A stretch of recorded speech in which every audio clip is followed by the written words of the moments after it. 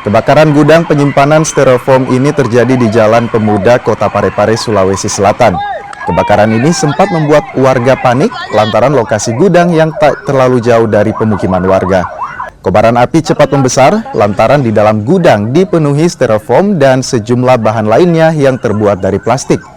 Petugas pemadam kebakaran menerjunkan 8 unit mobil pemadam untuk menjinakkan si jago merah. Dugaan sementara kebakaran dipicu adanya korsleting listrik. Ini apa namanya? Gudang styrofoam ya? Iya, styrofoam. Ya, Pak, ini apa yang terbakar ini, Pak? Gudang styrofoam. Ya, jadi ini tempat penampungan, sekaligus juga tempat penjualan untuk styrofoam. Kendalanya sendiri, Pak? Kendalanya karena yang terbakar ini styrofoam yang mengandung plastik karet, jadi ini agak kesulitan tadi. Tapi alhamdulillah kita cepat isolasi, jadi si putaran gudang ini aman.